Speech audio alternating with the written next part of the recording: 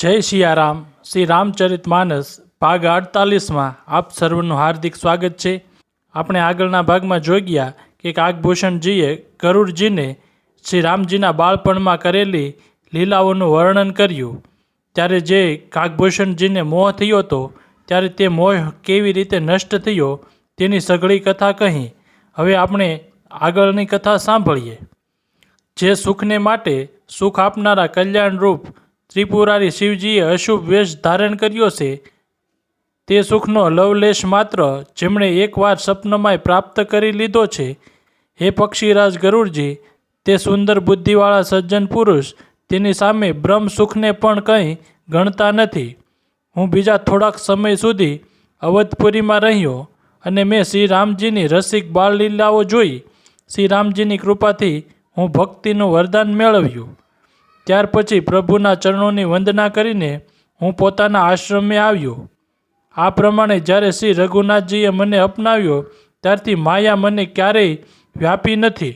શ્રી હરિની માયાએ મને જેમ નચાવ્યો તે સર્વ ગુપ્ત ચરિત્ર મેં તમને કહ્યા. હે પક્ષીરાજ ગરુડ, હવે હું તમને મારો પોતાનો અનુભવ કહું છું. તે આ છે કે ભગવાનના ભજન વિના કલેશ દૂર થતા નથી. હે પક્ષીરાજ સાંભળો, શ્રી રામજીની કૃપા વિના શ્રી રામજીની પ્રભુતા જાણી શકાતી નથી. પ્રભુતા જાણ્યા વગર તેના પર વિશ્વાસ જામતો નથી. વિશ્વાસ વિના પ્રીતિ થતી નથી અને પ્રીતિ વિના ભક્તિ એવી જ રીતે દઢ નથી થતી જેમ હે પક્ષીરાજ જળની સિકાશ દઢ રહેતી નથી. ગુરુ વિના જ્ઞાન થઈ શકતું નથી અથવા વૈરાગ વિના કાંઈ જ્ઞાન થઈ શકે છે. આ જ રીતે વેદ અને પુરાણ કહે છે કે શ્રી હરિની ભક્તિ વિના સુખ મળી શકતું નથી. હે તાત, સ્વાભાવિક સંતોષ વિના શું કોઈ શાંતિ પામી શકે છે? ભલે કરોડો ઉપાય કરીને હઠે ભરાઈને મરો તો પણ શું ક્યારેય જળ વિના નાવ ચાલી શકે છે? સંતોષ વિના કામનાનો નાશ થતો નથી અને કામનાઓની હયાતીઓમાં સપને સુખ મળી શકતું નથી. અને શ્રી રામના ભજન વિના કામનાઓ ક્યાંય મટી શકતી નથી. ધરતી વિના કાંઈ ઝાડ ઉગી શકતા નથી. વિજ્ઞાન વિના સંભાવ આવી શકે છે? આકાશ વિના શું કોઈ રિક્તિ સ્થાન મેળવી શકે છે? શ્રદ્ધા વિના ધર્મ થતો નથી અને ધર્મનું આચરણ થતું નથી. શું પૃથ્વી તત્વ વિના કોઈ ગંધ મેળવી શકે છે? તપ વિના શું તેજ પસરી શકે છે? જળ તત્વ વિના સંસારમાં શું રસ હોઈ શકે છે? પંડિતજનોની સેવા વિના શું સદાચાર પ્રાપ્ત થઈ શકે છે? હે ગોસાઈ, તે જ અગ્નિ તત્વ વિના રૂપ નથી મળતું. નિજ સુખ વિના શું મન સ્થિર થઈ શકે છે? વાયુ તત્વ વિના શું સ્પર્શ થઈ શકે છે? શું વિશ્વાસ વિના કોઈ પણ સિદ્ધ થઈ શકે છે? આ પ્રમાણે શ્રી હરિના ભજન વિના જન્મ મૃત્યુના ભયનો નાશ થતો નથી. હે ધીરબુદ્ધ, આવો વિચાર કરીને સંપૂર્ણ તર્કો અને સંદેહોને ત્યજીને કરુણાની ખાણ સુંદર અને સુખ આપનારા શ્રી રઘુવીરજીનું ભજન કરો.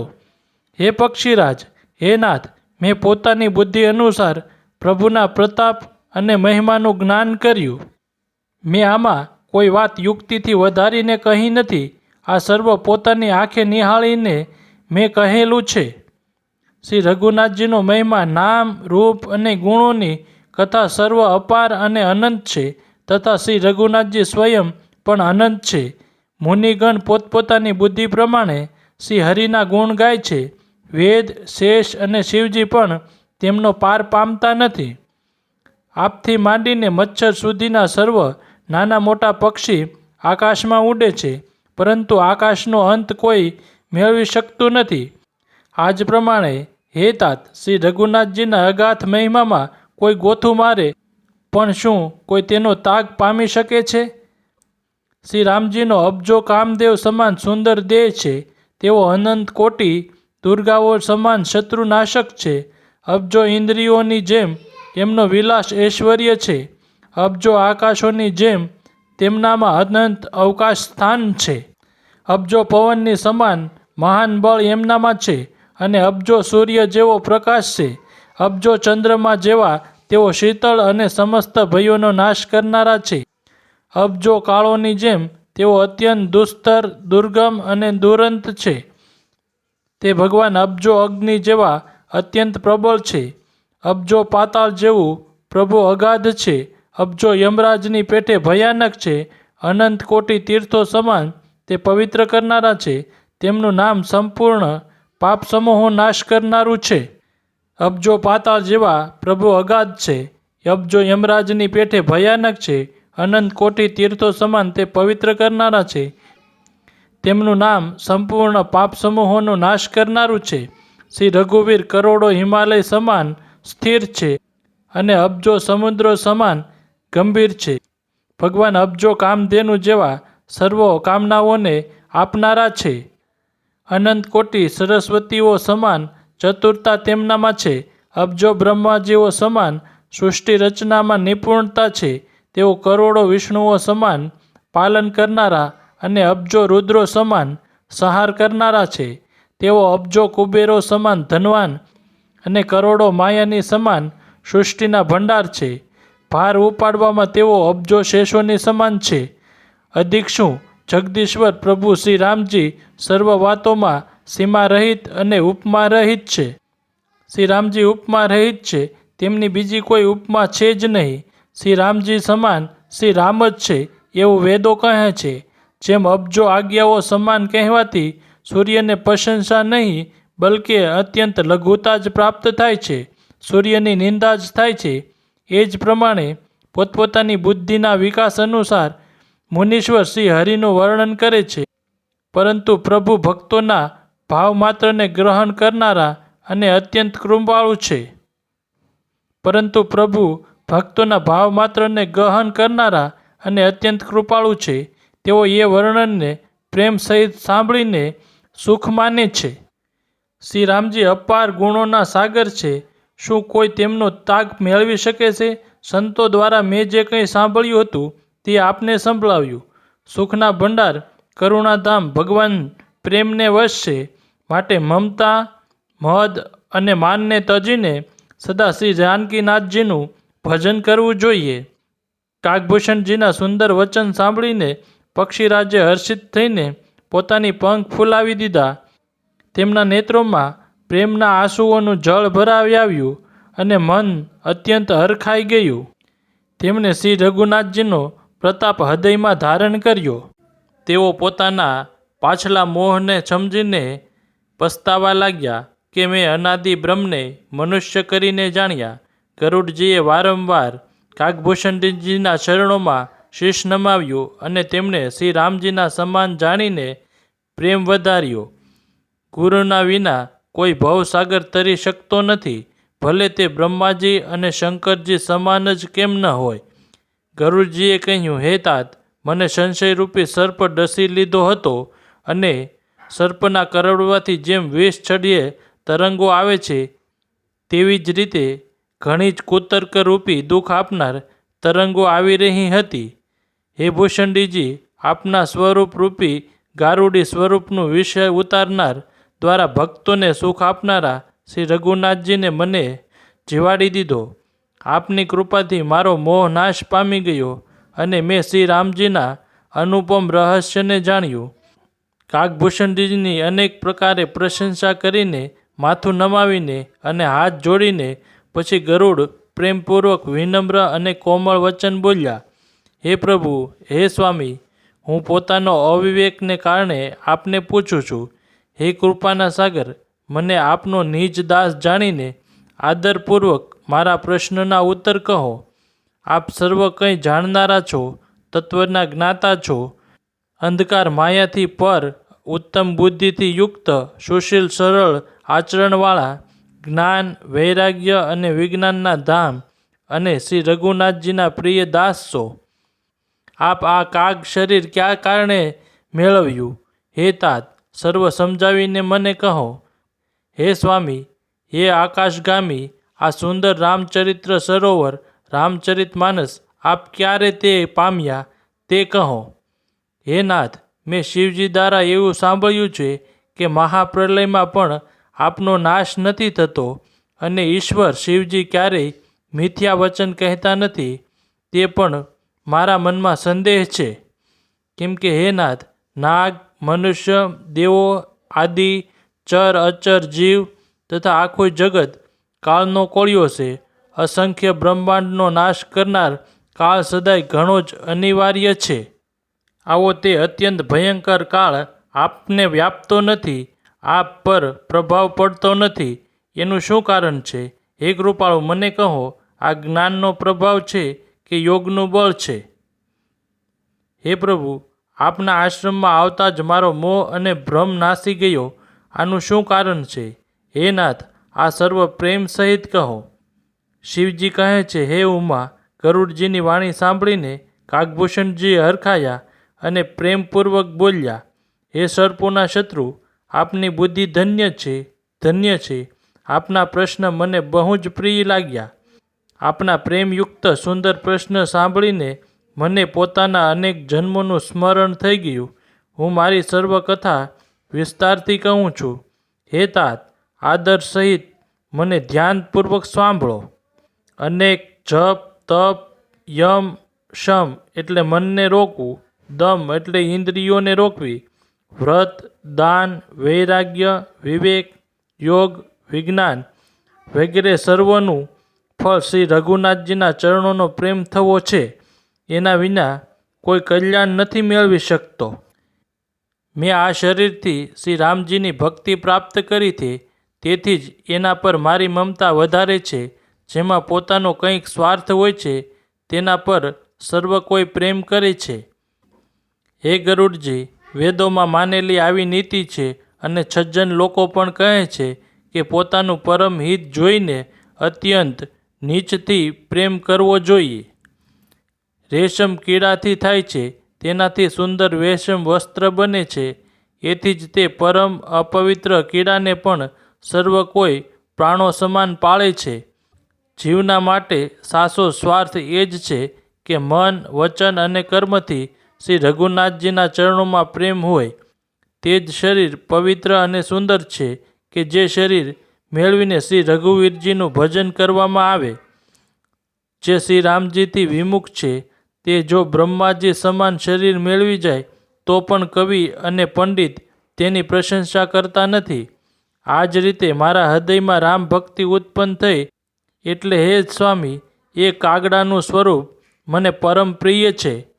મારું મરણ પોતાની ઈચ્છાથી જ છે, પરંતુ તેમ છતાંય હું આ શરીર નથી છોડતો, કેમ કે વેદોએ વર્ણન કર્યું છે કે શરીર વિના ભજન થતું નથી.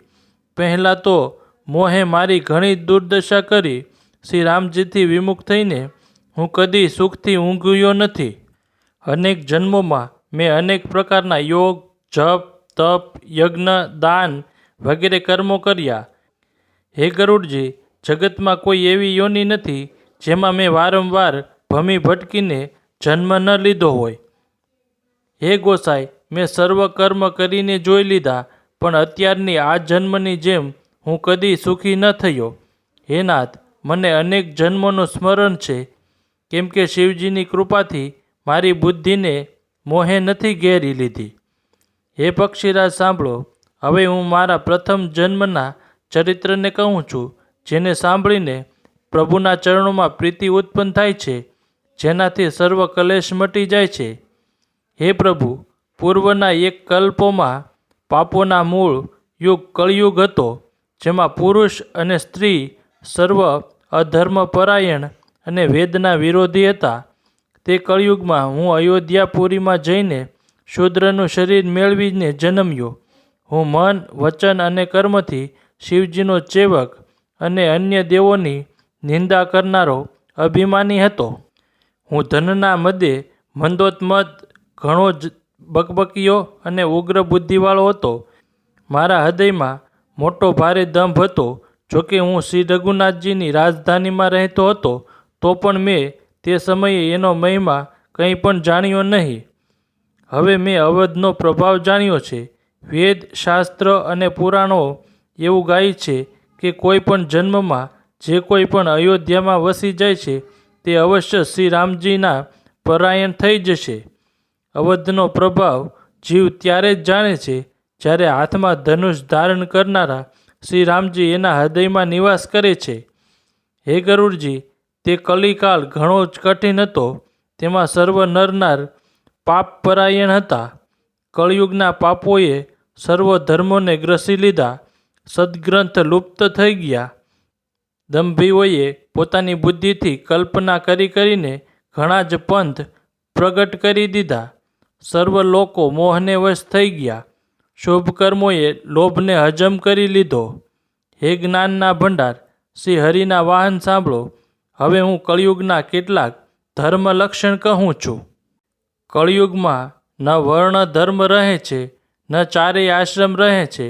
સર્વ પુરુષ સ્ત્રી વેદના વિરોધમાં લાગ્યા રહે છે. બ્રાહ્મણ વેદોને વેચનારા અને રાજા પ્રજાને ખાઈ જનાર થાય છે. વેદની આજ્ઞા કોઈ માનતું નથી. જેને જે ગમી જાય તે જ માર્ગ છે. જે ડંફાસ મારે છે તે જ પંડિત છે. જેમની ક્રિયાઓનું મૂળ મિથ્યા છે અને જે દંભમાં રત છે તેને સર્વ કોઈ સંત કહે છે. જે બીજાનું ધન હરણ કરી લે છે તે જ બુદ્ધિમાન છે. જે દંભ કરે છે તે જ મોટો આચરવાન છે. જે જૂઠું બોલે છે અને તેને ઠઠ્ઠા મશ્કરી જાણે છે, કળિયુગમાં તે જ ગુણવાન કહેવાય છે. જે આચારહીન છે અને વેદના માર્ગને જેણે ત્યજી દીધો છે, કળિયુગમાં એ જ જ્ઞાની અને એ જ વૈરાગ્યવાન છે. જેના મોટા મોટા નખ અને લાંબી લાંબી જટાઓ છે તે જ કળિયુગમાં પ્રસિદ્ધ તપસ્વી છે. જે અમંગળ વેશ અને અમંગળ ભૂષણ ધારણ કરે છે અને ભક્ષય અભક્ષય ખાવા યોગ્ય અને ન ખાવા યોગ્ય સર્વ કંઈ ખાઈ લે છે, તે જ યોગી છે, તે જ સિદ્ધ છે અને તે જ મનુષ્ય કળિયુગમાં પૂજ્ય છે.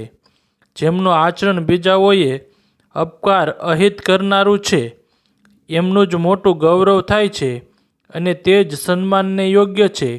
જે મન, વચન અને કર્મથી જૂઠું બકનાર તે જ કળિયુગમાં વક્તા માનવામાં આવે છે. હે ગોસાઈ, સર્વ પુરુષો સ્ત્રીઓના વિશેષ વશમાં આવી જાય છે અને મદારી જેમ વાંદરાને નચાવે છે તેમ સ્ત્રીઓ પુરુષોને નચાવે છે. બ્રાહ્મણોને શુદ્ર જ્ઞાનોપદેશ કરે છે અને ગળામાં જનોઈ નાખીને કુત્સિત દાન લે છે. સર્વ પુરુષ કામ અને લોભમાં તત્પર અને ક્રોધી હોય છે. દેવો, બ્રાહ્મણ, વેદ અને સંતના વિરોધી હોય છે. અભાગણી સ્ત્રીઓ ગુણોના ધામ સુંદર પતિને ત્યજીને પરપુરુષનું સેવન કરે છે. સૌભાગ્યવતી સ્ત્રીઓ આભૂષણ વગરની હોય છે અને વિધવાઓ નિત્ય નવા શણગાર સજતી હોય છે. શિષ્ય અને ગુરુમાં બહેરા અને આંધળા જેવો હિસાબ હોય છે. એક શિષ્ય ગુરુના ઉપદેશને સાંભળતા નથી, એક ગુરુ દેખતા નથી, તેને જ્ઞાન દ્રષ્ટિ પ્રાપ્ત થતી નથી. જે ગુરુ શિષ્યનું ધન હરણ કરે છે પણ શોકને હરણ નથી કરતા, તે ઘોર નરકમાં પડે છે. માત પિતા બાળકોને બોલાવીને એ જ ધર્મ શીખવાડે છે જેનાથી પેટ ભરાય. સ્ત્રી પુરુષ બ્રહ્મજ્ઞાનના સિવાય બીજી વાત કરતા નથી, પરંતુ તેઓ લોભવશ ઘણા જ ઓછા લાભ માટે બ્રાહ્મણ અને ગુરુની હત્યા કરી નાખે છે. શુદ્ર બ્રાહ્મણો સાથે વિવાદ કરે છે અને કહે છે કે અમે શું તારાથી કંઈ કમ છીએ? જે બ્રહ્મને જાણે છે તે જ શ્રેષ્ઠ બ્રાહ્મણ છે. આવું કહીને તેઓ એમને ધમકાવીને આંખો દેખાડે છે. જે પારકી સ્ત્રીમાં આસક્ત, કપટ કરવામાં ચતુર અને મોહ, દ્રોહ અને મમતામાં લપેટાયેલા છે, તે જ મનુષ્ય અભેદવાદી, બ્રહ્મ અને જીવને એક બતાડનારા જ્ઞાની છે. મેં તે કળિયુગનું આ ચરિત્ર જોયું છે. તે સ્વયં તો નષ્ટ થયેલા જ રહે છે. જે ક્યાંય કોઈ સન્માર્ગનું પ્રતિપાલન કરે છે તેમને પણ તેઓ નષ્ટ કરી નાખે છે. જે તર્ક કરીને વેદની નિંદા કરે છે તે લોકો કલ્પોકલ્પ સુધી એક એક નરકમાં પડ્યા રહે છે. ખાંચી, કુંભાર, ચંડાલ, ભીલ, કોલ, કલાલ વગેરે જે વર્ણમાં નીચ છે તેઓ સ્ત્રીઓના મરીએ અથવા ઘરની સંપત્તિ નષ્ટ થઈ ગઈએ માથું મુંડાવીને સંન્યાસી થઈ જાય છે. તે પોતાને બ્રાહ્મણો દ્વારા પૂંજાવડાવે છે અને પોતાના જ હાથે બંને લોક નષ્ટ કરે છે. બ્રાહ્મણ અભણ, લોભી, કામી, આચારહીન, મૂર્ખ અને નીચ જાતિની વ્યભિચારિણી સ્ત્રીઓના સ્વામી હોય છે. શૂદ્ર અનેક પ્રકારના જપ, તપ અને વ્રત કરે છે તથા ઊંચા આસને વ્યાસગાદીએ બેસીને પુરાણ કહે છે. સર્વ મનુષ્ય મનમાન્યું આચરણ કરે છે. અપાર અનીતિનું વર્ણન કરી શકાતું નથી. કળિયુગમાં સર્વ લોકો વર્ણશંકર અને મર્યાદાથી ચ્યુત થઈ ગયા. તેઓ પાપ કરે છે અને એના ફળ સ્વરૂપે દુઃખ, ભય, રોગ, શોક અને પ્રિય વસ્તુઓનો વિયોગ મેળવે છે. વેદ સંબંધ તથા વૈરાગ્ય અને જ્ઞાનથી યુક્ત જે હરિભક્તોનો માર્ગ છે, મોહવશ મનુષ્ય તેની ઉપર નથી ચાલતા અને અનેક નવા નવા પંથોની કલ્પના કરે છે. સંન્યાસી ઘણું ધન વાપરીને ઘર સજાવે છે, તેમનામાં વૈરાગ નથી રહ્યો. વિષયોએ તેમને હરી લીધા છે. તપસ્વી ધનવાન થઈ ગયા અને ગૃહસ્થ દરિદ્ર થઈ ગયા. હે તાત, કળિયુગની લીલા કંઈ કહી શકાતી નથી. કુળવંતી અને સતી સ્ત્રીને પુરુષ ઘરમાંથી કાઢી મૂકે છે અને સારી ચાલવાળીને ત્યજીને ઘરમાં દાસીને લાવી રાખે છે. પુત્ર પોતાના માતા પિતાનું ત્યાં સુધી જ માને છે કે જ્યાં સુધી તેની પત્નીનું મુખ જોયું નથી. જ્યારથી સાસરું પ્રિય લાગવા મળ્યું ત્યારથી કુટુંબી શત્રુરૂપ થઈ ગયા. રાજા લોકો પાપપરાયણ થઈ ગયા. તેમનામાં ધર્મ રહ્યો નહીં. તે પ્રજાની નિત્ય જ વિના અપરાધે દંડ આપીને તેની દુર્દશા કર્યા કરે છે. ધનવાન લોકો નીચ જાતના હોવા છતાંય કુળવાન અને ખાનદાની માનવામાં આવે છે. દીજનું ચિહ્ન પ્રતીક જનોય રહી ગયું અને નાગા શરીરે રહેવું તપસ્વીઓનું જે વેદો અને પુરાણોને નથી માનતા, કળિયુગમાં તે જ હરિભક્ત અને સાચા સંત કહેવાય છે. કવિઓ તો ટોણા થઈ ગયા, પણ દુનિયામાં ઉદાર કવિઓના આશ્રયદાતા સંભળાઈ નથી પડતા. ગુણોમાં દોષ લગાડનારા બહુ છે, પણ ગુણવાન કોઈ પણ નથી. કળિયુગમાં વારંવાર દુકાળ પડે છે. અન્ન વિના બધા લોકો દુઃખી થઈને ટળવળી મરે છે. હે પક્ષીરાજ ગરુડજી, સાંભળો. કળિયુગમાં કપટ, હઠ, દંભ, દેશ, પાખંડ, માન, મોહ અને કામ વગેરે અર્થાત કામ, ક્રોધ અને લોભ અને મદ બ્રહ્માંડભરમાં વ્યાપ્ત થઈ ગયા એટલે છવાઈ ગયા. મનુષ્ય જપ, તપ, યજ્ઞ, વ્રત અને દાન વગેરે ધર્મ તામસી ભાવથી કરવા લાગ્યા. દેવ ઇન્દ્ર પૃથ્વી પર જળ નથી વરસાવતા અને વાવેલું અન્ન ઉગતું નથી. સ્ત્રીઓને વાળના જ ભૂષણ છે. એમના શરીર પર કોઈ આભૂષણ રહ્યું નથી અને એમને બહુ ભૂખ લાગે છે, અર્થાત તેઓ સદા અતૃપ્ત જ રહે છે. તેઓ ધનહીન અને અનેક પ્રકારની મમતા થવાને કારણે દુઃખી રહે છે. તે મૂર્ખ સુખ ઈચ્છે છે, પણ ધર્મમાં એમનો પ્રેમ નથી. બુદ્ધિ થોડી છે અને કઠોર છે. તેમનામાં કોમળતા નથી. મનુષ્ય રોગોથી પીડિત છે. સુખ ક્યાંય નથી. કારણ વિનાય અભિમાન અને વિરોધ કરે છે. 10-5 વર્ષનું નાનકડું જીવન છે, પરંતુ ઘમંડ એવો કરે છે જાણે કલ્પના પ્રલય થવા છતાંય એમનો નાશ નહીં થાય. કળીકાલે મનુષ્યને બેહાલ અસ્તવ્યસ્ત કરી નાખ્યા. કોઈ બહેન બેટીઓનો વિચાર નથી કરતું. લોકોમાં ન સંતોષ છે, ન વિવેક છે અને ન શીતળતાય નથી. જાતિ કુજાતિ સર્વ લોકો ભીખ માગનારા થઈ ગયા. ઈર્ષા, કડવા વચન અને લાલચ ભરપૂર થઈ રહ્યા. ક્ષમતા ચાલી ગઈ. સર્વ જણા વિયોગ અને વિશેષ શોકથી પીડિત થઈ રહ્યા છે. વર્ણાશ્રમ ધર્મના આશ્રમ નષ્ટ થઈ ગયા. ઇન્દ્રિયોનું દમન, દાન, દયા અને સમજદારી કોઈનામાં રહી નથી. મૂર્ખતા અને બીજાઓને ઠગવું આ બહુ અધિક વધી ગયું. સ્ત્રી પુરુષ સૌ શરીરના પાલન પોષણમાં જ વ્યસ્ત રહે છે. જે પારકી નિંદા કરનારા છે, જગતમાં તે જ ફેલાયેલા છે. હે સર્પોના શત્રુ ગરુડજી સાંભળો, કળીકાળ પાપ અને અવગુણોનું ઘર છે, પરંતુ કળિયુગમાં એક ગુણ પણ મોટો છે કે તેમાં પરિશ્રમ વિનાય ભવબંધનથી છુટકારો મળી જાય છે. સતયુગ, ત્રેતા અને દ્વાપર જે ગતિ ક્રમશઃ યોગ, યજ્ઞ અને પૂજાથી પ્રાપ્ત થાય છે, તે જ ગતિ કળિયુગમાં લોકો કેવળ ભગવાનના નામથી મેળવી જાય છે. સતયુગમાં સૌ યોગી અને વિજ્ઞાની હોય છે. હરિનું ધ્યાન કરીને પ્રાણી ભવસાગરમાંથી તરી જાય છે. ત્રેતામાં મનુષ્ય અનેક પ્રકારના યજ્ઞ કરે છે અને સર્વ કર્મોને પ્રભુને સમર્પણ કરીને ભવસાગર પાર થઈ જાય છે. દ્વાપર યુગમાં શ્રી રઘુનાથજીના ચરણોની પૂજા કરીને મનુષ્ય સંસારને તરી જાય છે. બીજો કોઈ ઉપાય નથી. અને કળિયુગમાં તો કેવળ શ્રી હરિના ગુણગાન કરવાથી જ મનુષ્ય ભવસાગરનો તાગ મેળવી જાય છે. કળિયુગમાં ન તો યોગ અને યજ્ઞ છે અને જ્ઞાનેય નથી. શ્રી રામજીના ગુણગાન જ એકમાત્ર આધાર છે. માટે બધો ભરોસો છોડીને જે શ્રી રામજીને ભજે છે અને પ્રેમ સહિત તેમના ગુણ સમૂહોને ગાય છે, તે જ ભવસાગરને તરી જાય છે. એમાં કંઈ પણ સંદેહ નથી. નામનો પ્રતાપ કળિયુગમાં પ્રત્યક્ષ છે. કળિયુગનો એક પવિત્ર પ્રતાપ મહિમા છે કે માનસિક પુણ્ય તો ગણના થાય છે, પણ માનસિક પાપની ગણના થતી નથી. જો મનુષ્ય વિશ્વાસ રાખે તો કળિયુગ જેવો બીજો યુગ નથી, કેમ કે યા યુગમાં શ્રી રામજીના નિર્મળ ગુણ સમૂહને ગાઈ ગાઈને મનુષ્ય વિના પરિશ્રમે સંસારરૂપી સાગરને તરી જાય છે.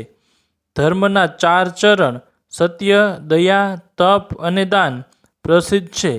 તેમનામાં કળીનો એક દાનરૂપી ચરણ જ પ્રધાન છે, જે કોઈ પ્રકારે દાન દેવાથી દાન કલ્યાણ જ કરે છે. શ્રી રામજીની માયાથી પ્રેરિત થઈને સૌના હૃદયમાં સર્વયુગના ધર્મ નિત્ય થતા રહે છે. શુદ્ધ સત્વગુણ, સમતા, વિજ્ઞાન અને મનનું પ્રસન્ન થવું, એને સતયુગમાં પ્રભાવ જાણવો. સત્વગુણ અધિક હોય, કંઈક રજોગુણ હોય, કર્મોમાં પ્રીતિ હોય, સર્વ પ્રકારે સુખ હોય, આ ત્રેતાના ધર્મ છે. રજોગુણ બહુ હોય, સત્વગુણ બહુ જ થોડા હોય, કંઈક તમોગુણ હોય, મનમાં હર્ષ અને ભય હોય, આ દ્વાપરનો ધર્મ છે. તમોગુણ બહુ હોય, રજોગુણ ઓછા હોય અને ચારેય કોર વેર વિરોધ હોય, આ કળિયુગનો પ્રભાવ છે. પંડિત લોકો યુગોના ધર્મને મનમાં જાણી ઓળખીને અધર્મ ત્યજીને ધર્મમાં પ્રીતિ કરે છે. જેમને શ્રી રઘુનાથજીના શરણોમાં અત્યંત પ્રેમ છે, તેમને કાળ ધર્મ, યુગ ધર્મ નથી વ્યાપતા. હે પક્ષીરાજ, બાજીગરનું કરેલું કપટ ચરિત્ર ઇન્દ્રજાળ જોનારા માટે ઘણું જ વિકટ અને દુર્ગમ હોય છે, પણ નટના સેવક જંબુરા તે તેની માયાથી વ્યાપ્ત નથી થતા. શ્રી હરિની માયા દ્વારા રચાયેલ દોષ અને ગુણ શ્રી હરિના ભજન વિના જતા નથી. મનમાં આવું વિચારીને સર્વ કામનાઓને છોડીને નિષ્કામ ભાવથી શ્રી રામજીનું ભજન કરવું જોઈએ. આ સાથે જ શ્રી રામચરિતમાનસનો 48મો ભાગ અહીં વિરામ લે છે. હવે આપણે આગળના ભાગમાં મળશું. ત્યાં સુધી આપ સર્વને જય સિયારામ.